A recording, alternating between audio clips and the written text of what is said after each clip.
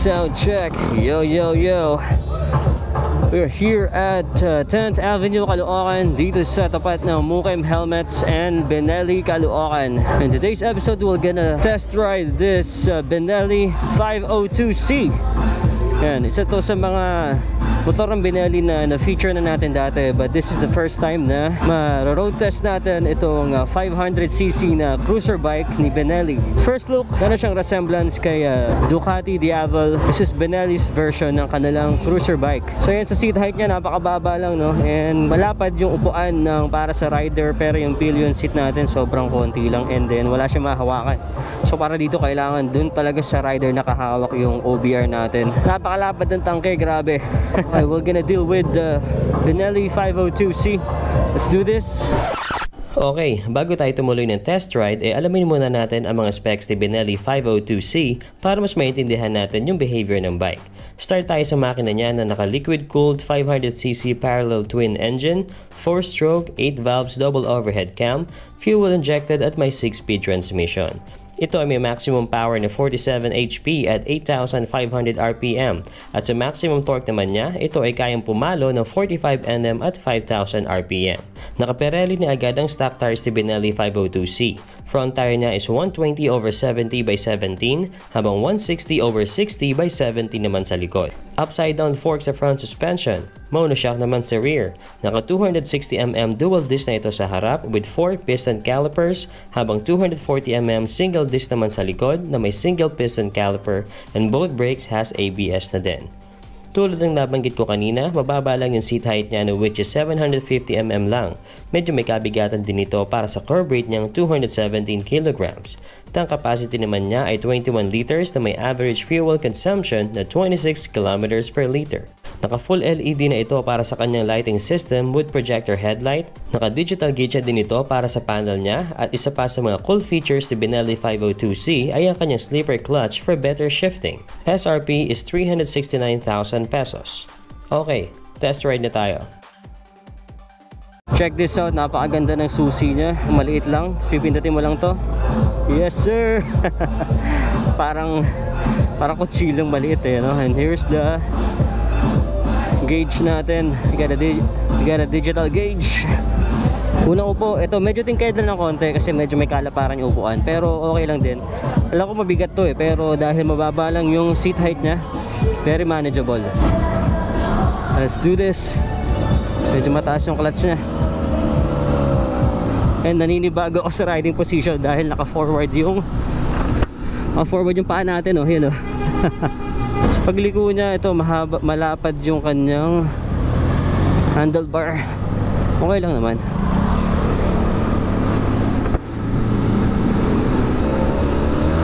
Ooh, ang lakas ng first gear. Kasi ang ganda ng tunog niya, malalim. Narinig ko yung ugong ng engine niya.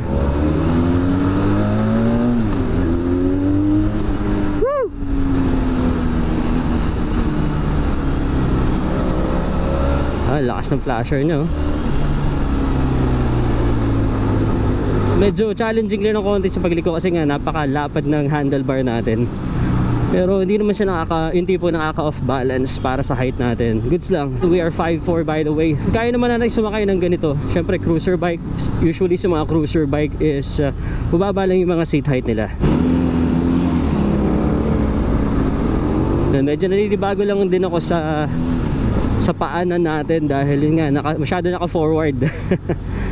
Hindi pa ako sanay sa mga ganitong klaseng cruiser bike talaga.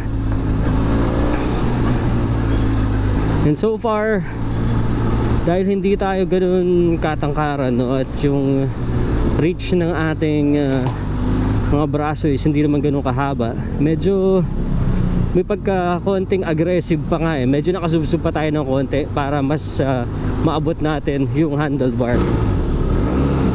Ang ganda ng tunog, grabe. And ang dali lang niyang i-shift.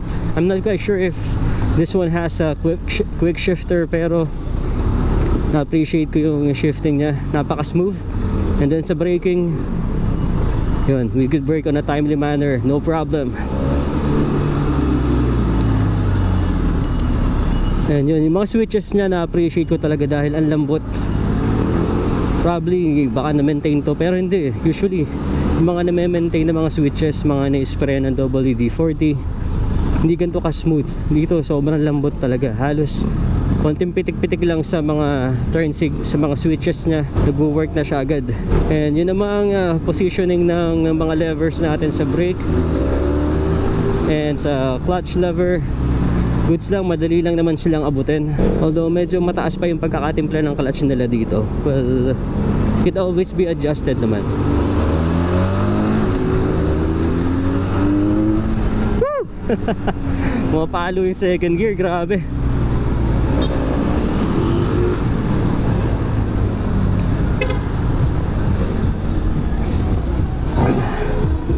Ayan, tamang ikot lang tayo with the Benelli 502C. Oo, ang sarap. Tsaka ang ganda ng shifting niya eh. So yun, isang mabilisang test ride lang tayo dito sa Benelli 502C, and so far so good yung experience. And siguro kung gagamitin ko siya sa long ride, siguro marami ako i-adjust dito, i-adjust yung braso ko.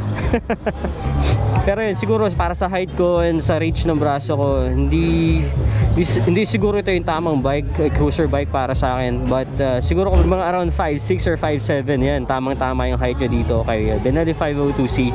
Para tamang komportable lang yung pwesto. Kasi pag medyo maliit tayo dito, although maaabot natin yung seat height, pero yun nga, baka hindi tayo maging ganun ka-komportable in a long run kapag ganito yung motor natin. At unless, ngayon, magkapalit tayo ng handlebar para, alam mo yun, masabot natin, something like that. Anyway, if ganito talaga yung mga trip nyo motor, if there's a will, there's a way. Walang problema. Again, thank you so much Benelli, Caloocan and Mukim Helmets para sa pagpapa-experience sa akin ng Benelli 502C sa mabilisang panahon. Maraming salamat muli sa Benelli, Caloocan and Mukim Helmets for this opportunity to finally experience their very awesome cruiser bike. They are located at 273B, 10th Avenue, corner 3rd Street, Caloocan City. Naghahanap ka ba ng air-cool riding jersey panlaban sa init ng biyahe sa araw-araw? Subukan nyo guys ang premium gears. High quality, very affordable at napakadaming malulupit na disenyo na maniguradong swak na swak sa iba't ibang tema. B-Boy LMD here, and you guys watching Respeto Agulong. Make sure to subscribe, hit the bell, like and follow our Facebook page. Just remember to be safe always and enjoy every ride. Bye for now, and I'll see you guys on the next one.